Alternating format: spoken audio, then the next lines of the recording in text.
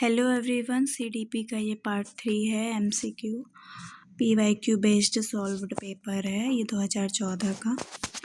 पहला क्वेश्चन देखते हैं हम। डिसलेक्सिया का संबंध किससे है? तो बताइए किससे है?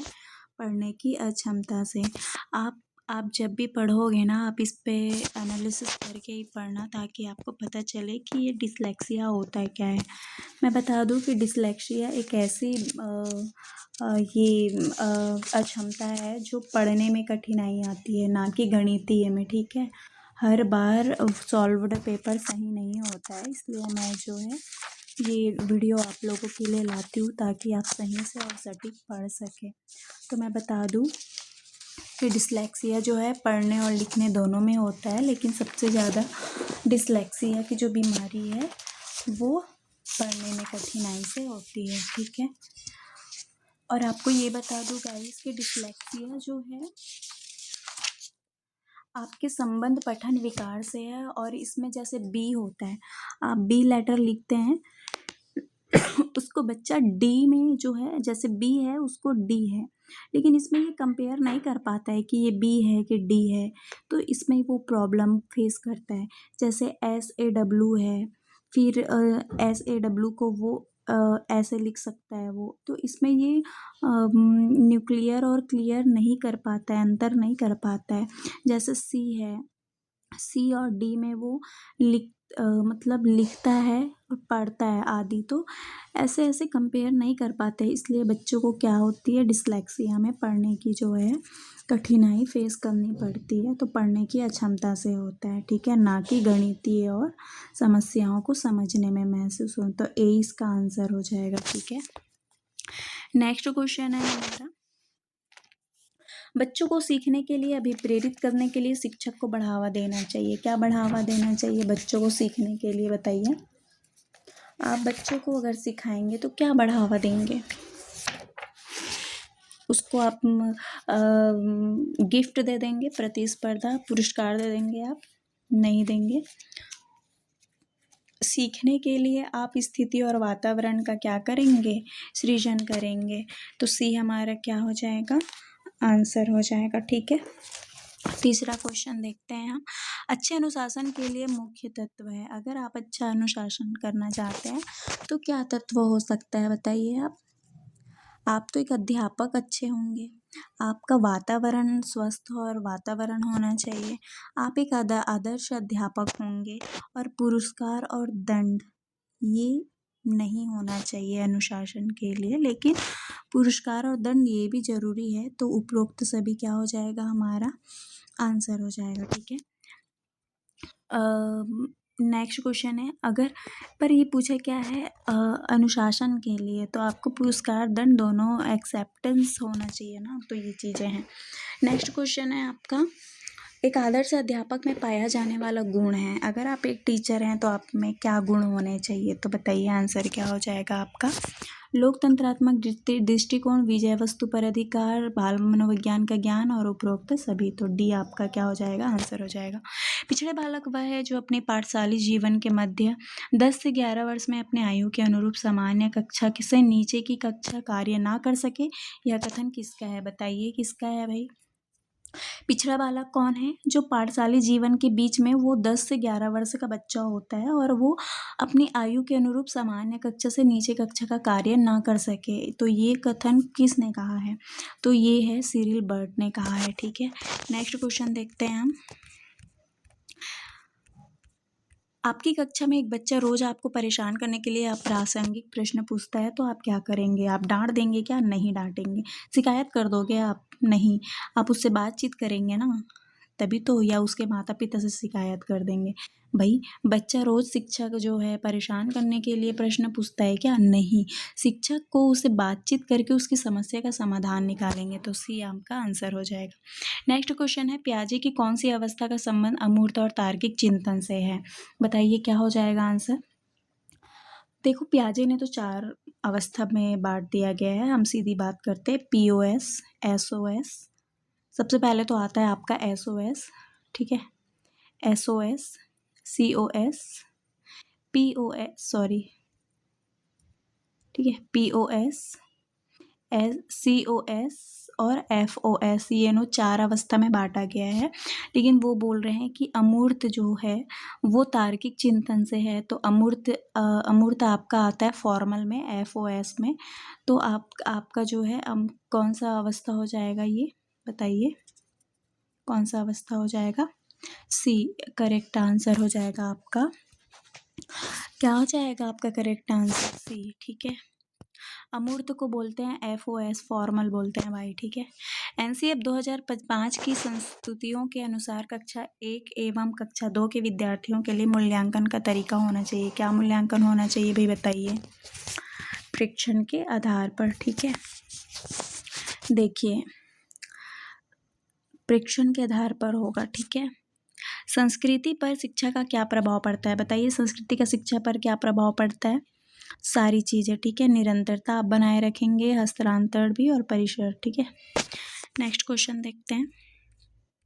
कोमल शिल्प उपागम संबंधित है। क्या उपागम संबंधित है बताइए? आंसर क्या हो जाएगा आपका? D मनोवैज्ञानिक सिद्धांतों के अनुप्रयोग से। एक शिक्षिका का भावनात्मक बुद्धि लब्धांक ऊंचा है, इसका तात्पर्य क्या है बताइए? वह संतुलित व्यवहार रखती है, ठीक है। निम्न में से वस्तुनिष्ठ परीक्षणों के गुण के संबंध में सही है। क्या सही है बताइए? आंसर आपका B 1 और 2, 3 शीघ्रता सुगमता से किया जाना चाहिए और आपका परीक्षण व्यक्तिगत प्रभाव से प्रभावित नहीं होते हैं और आपका आ जाएगा विश्वसनीय वैध होते हैं, ठीक है। नेक्स्ट क्वेश्चन है विद्यालय का कार्य क्या होता है? क्या होता है बताइए? आंसर D, ठीक है। उपरोक्त सभी संस्कृति का संरक्षण, परिष्कार और निर्माण, ठीक है। सामाजिक परिवर्तन का सर्वाधिक कार्यकारी कारक है, बताओ क्या हो जाएगा आंसर इसका? कार्यकारी कारक क्या है? 14 का आपका क्या हो जाएगा आंसर? B, ठीक है। शिक्षा हमारा सर्वाधिक कार्यकारी कारक है, ठीक है। नेक्स्ट क्वेश्चन है राष्ट्रीय दृष्टि बाधितार्थ संस्थान NIVH स्थित है। कहाँ स्थित है बताइए? C, ठीक है, देहरादून में। नेक्स्ट क्वेश्चन देखते हैं। शिक्षा एक प्रक्रिया के अंग होते हैं। शिक्षक होता है, शिक्षार्थी होता है, या पाठ्यक्रम, या उपरोक्त सभी? बताइए आंसर। सभी होते हैं, ठीक है।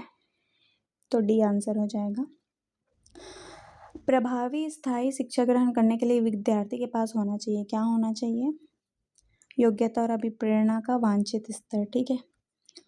निम्नलिखित को सुमेलित कीजिए। चलिए भाई सुमेलित कीजिए। सुमेलित कीजिए। रिपब्लिक किस में आएगा आपका? रिपब्लिक जो है प्लेटो, ठीक है। उसके बाद आएगा एमिल एंड एजुकेशन, आपका आ जाएगा रूसो। फिर दी स्कूल एंड सोसाइटी आ जाएगा आपका जॉन डीवी। संध्या विधि जो आ जाएगा आपका दयानंद सरस्वती, ठीक है। तो आपका आंसर A आ जाएगा, ठीक है। नेक्स्ट क्वेश्चन देखते हैं। खेल शिक्षण विधि के प्रतिपादक कौन है भाई बताइए? कौन है खेल शिक्षक विधि के प्रतिपादक? फ्रोबेल, ठीक है। सिरिल बर्ट के अनुसार पिछड़े बालकों की बुद्धि लब्धि कितनी होती है? सिरिल बर्ट के अनुसार बताइए। मैकडूगल और सिरिल बर्ट ये पढ़ लीजिएगा, ठीक है। तो 20 का आंसर क्या हो जाएगा? 85 से कम, ठीक है। सिरिल बर्ट क्या कहता है कि पिछड़े बालक की बुद्धि लब्धि कितनी होती है? 85 से कम होती है। नेक्स्ट क्वेश्चन देखते हैं। प्रायः लड़कियां गणित में कमजोर होती है, क्यों होती है भाई लड़कियां कमजोर? बताइए क्यों होती है लड़कियां कमजोर प्रायः? क्योंकि लैंगिक पूर्वाग्रह पर आधारित धारणा है, ठीक है। प्रायः लड़कियां गणित में कमजोर होती है, यह लैंगिक पूर्वाग्रह पर आधारित धारणा है जो स्त्री पुरुष की जैविक बनावट ना होकर दोनों के विषय में प्रचलित रूढ़िगत धारणा है, ठीक है। ऐसा कुछ नहीं है, सब आजकल बराबर है, लड़कियां भी मैथ्स में स्मार्ट होती हैं। नेक्स्ट क्वेश्चन है प्रतिभाशाली बालकों में निम्न विशेषता होती है। क्या होती है निम्न विशेषता? D उपरोक्त सभी। महत्वाकांक्षा भी होती है, 110 से बुद्धि लब्धि अधिक होती है और विस्तृत शब्दकोश, ठीक है। नेक्स्ट क्वेश्चन है सृजनवाद में क्या होता है? सृजनवाद में जो है शिक्षा बाल केंद्रित होती है, ठीक है। सरलता से सीखने की जो है विकास है। नेक्स्ट क्वेश्चन, निम्नलिखित में से कौन सी परिस्थिति में बच्चे की संवेगात्मक एवं सामाजिक विकास अच्छे से होगा? बताइए आंसर क्या हो जाएगा आपका। ए, ठीक है, जब बच्चे को महत्वपूर्ण माना जाए तो उसकी भावनाओं का क्या करना चाहिए? सम्मान करना चाहिए। बच्चों में नेक्स्ट क्वेश्चन, बच्चों में अच्छे चरित्र के निर्माण के लिए क्या होना चाहिए? कक्षा कक्ष गतिविधि इस प्रकार हो कि बच्चों को क्या हो? चरित्र निर्माण में सहायता मिल सके। ठीक है, नेक्स्ट क्वेश्चन देखते हैं हम। भारत में शैक्षिक इतिहास किसने प्राथमिक शिक्षा का मौलिक अधिकार संबंधित बिल धारा सभा इंपीरियल काउंसिल में क्या किया था? प्रस्तुत किया था। तो आंसर क्या हो जाएगा आपका? गोपाल कृष्ण गोखले। ठीक है, इन्होंने क्या किया? इंपीरियल काउंसिल में प्रस्तुत किया था बिल को। ठीक है, मूल्यांकन से अभिप्राय क्या है? बताइए आंसर। सी, छात्रों के अधिगम सफलता और असफलता का क्या करना? अध्ययन करना। ठीक है, और ये निरंतर प्रक्रिया भी है। ठीक है, नेक्स्ट क्वेश्चन देखते हैं। बेसिक शिक्षा हेतु महात्मा गांधी ने किस पाठ्यक्रम पर बल दिया था? तो किस कार्यक्रम पर बल दिया था? बताइए महात्मा गांधी ने। यस, हस्तकला केंद्रित, जिसको बोलते हैं बुनियादी शिक्षा। और ये जो है शिक्षा उपयोगी हस्तकला उत्पादन करने की क्या की है? योग्य होनी चाहिए। ठीक है, नेक्स्ट क्वेश्चन है हमारा, छात्रों को ठीक शाबाश बहुत अच्छा कहना है। ठीक है, बहुत अच्छा शाबाश, ये बोलना अच्छा है क्या? ये किसका कहना है और क्या है ये? कौन सा ये उसमें आता है? तो ये किस में आता है आपका? सकारात्मक शाब्दिक पुनर्बलन। ये पुनर्बलन जो है आपका उद्दीपन से है और अनुक्रिय भविष्य जो है संभावना को बढ़ाते हैं। शाबाश, तुम बहुत अच्छा कर सकते हो, ये वाली चीज़ है। ठीक है, उनको पुश करना। ठीक है, लास्ट क्वेश्चन है हमारा, निम्न में से कौन सा श्रव्य जो है दृश्य सामग्री का उद्देश्य है? तो आंसर क्या हो जाएगा हमारा 30 का? बताइए। देखो डेट क्या कहते हैं? डेट के अनुसार डेट कहते हैं कि श्रव्य दृश्य वह सामग्री है जो कक्षा में परिस्थितियाँ लिखित बोली या पाठ्य सामग्री की समझने में सहायता प्रदान करती है।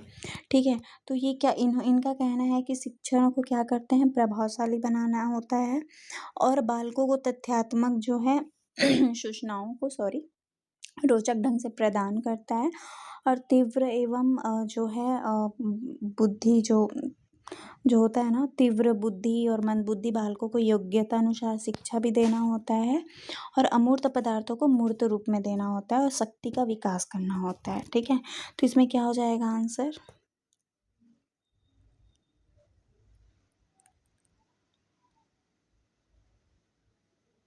तो ये इसमें आ जाएगा पहला। ठीक है, पहला हो जाएगा प्रभावशाली, दूसरा हो जाएगा हमारा आप सृजनात्मक उत्पन्न करना नहीं होगा, क्रियाशील बनाना ये भी नहीं होगा।